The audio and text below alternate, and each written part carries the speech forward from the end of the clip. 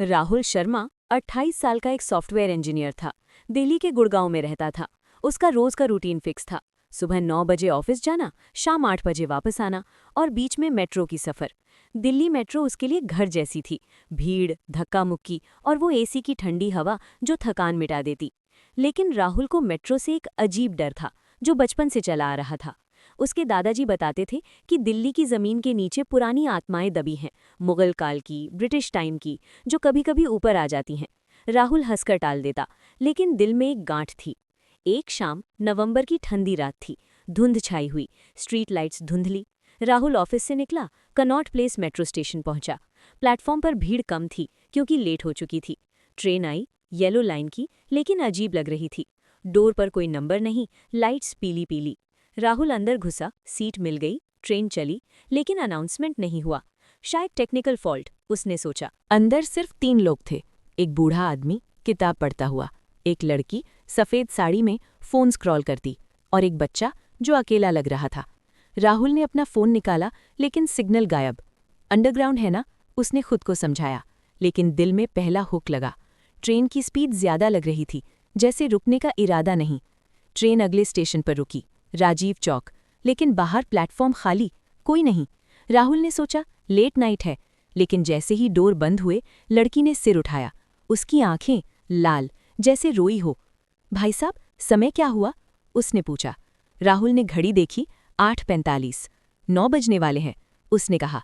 लड़की मुस्कुराई, लेकिन मुस्कान अजीब, जैसे दर्द छिपा हो। समय रुक जाता है यहाँ, वो बोली, और फिर चुप। राहुल का मन घबराया, लेकिन वो चुप रहा। चैप्टर 2, रहस्यमयी लड़की का राज और बढ़ता सस्पेंस। ट्रेन फिर चली। अब बाहर की लाइट्स फ्लिकर करने लगी, on off, on off. Rahul ने देखा, बूढ़ा आदमी अब सो रहा था, लेकिन उसकी किताब गिर गई थी।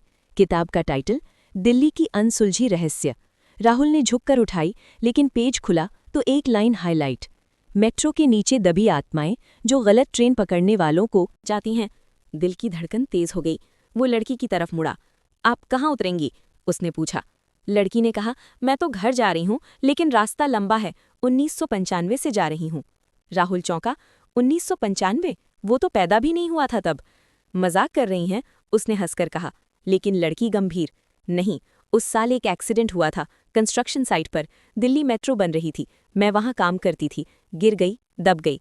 अब हर रात ये ट्रेन आती है मुझे घर ले जाने के लिए, लेकिन कभी पहुँचती नहीं। राहुल का चेहरा पीला पड़ गया। ये क्या बकवास है, वो सोच रहा था, लेकिन ट्रेन अब अंधेरे टनल में थी। स्पीड इतनी तेज कि दीवारें धुंधली। चैप्टर 3, भूतिया घटनाओं की शुरुआत और छोटी छोटी शरारतें।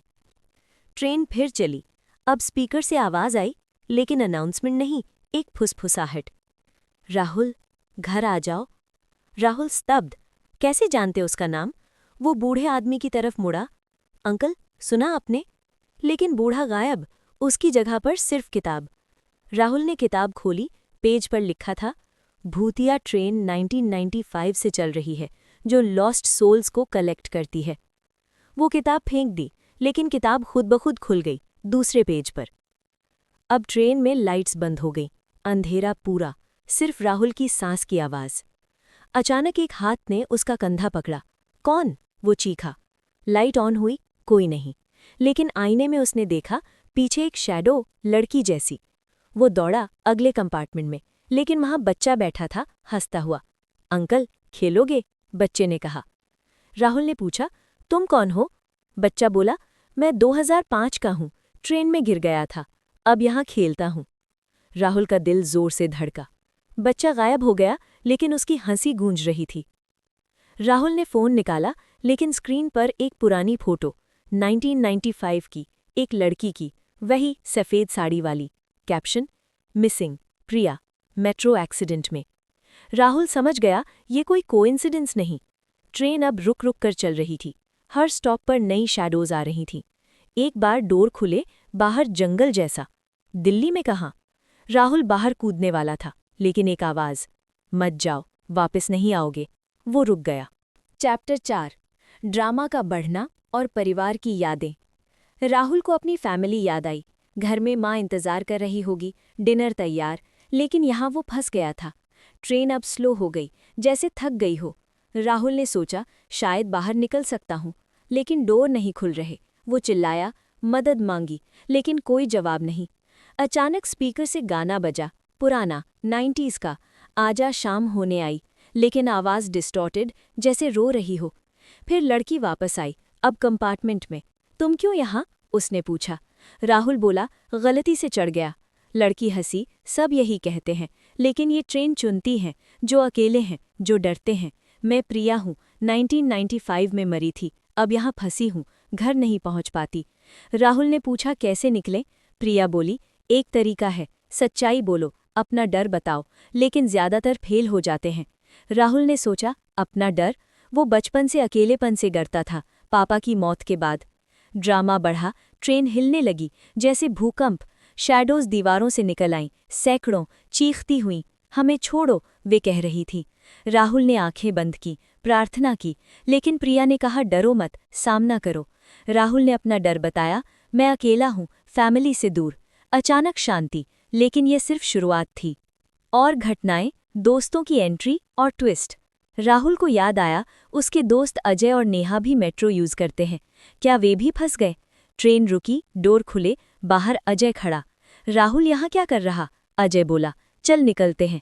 लेकिन अजय की आंखें वही लाल। मैं 2010 का हूँ, एक्सीडेंट में मरा। राहुल पीछे हटा, ये कॉपी था, असली अजय नहीं। शैडो ने हमला किया, लेकिन प्रिया ने बचाया। ये ट्रिक्स हैं, वो बोली। अब नेहा आई, लेकिन वो रियल लग रही थी। राहुल, मैंने तुम्हें देखा, चढ़ गई, लेकिन जल्दी पता चला वो भी फेक। ट्रेन में अब केओस, शैडोज डांस कर रही थीं, लाइट्स ब्लिंकिंग। राहुल ने प्रिया से कहा, हेल्प मी। प्रिया ने बताया, ट्रेन का मास्टर है, एक पुराना कंडक्टर जो 1995 में मरा। उसे हराओ तो निकल जाओगे। राहुल ने प्लान बनाया, कंडक्टर को बुलाओ, डर दिखाओ नहीं। Climax, final confrontation. Train speed पकड़ी, बाहर दिल्ली की लाइट्स दिख रही थी, लेकिन उल्टी। कंडक्टर आया, काला कोट, सफ़ेद बाल, आंखें खाली। तुम यहाँ क्यों? उसने गरज कर पूछा। राहुल डरा, लेकिन बोला, मैं घर जाऊंगा। तुम्हारा डर क्या है? कंडक्टर हंसा, मैं डरता नहीं। लेकिन प्रिया ने कहा, वो डरता है रिलीज होने से।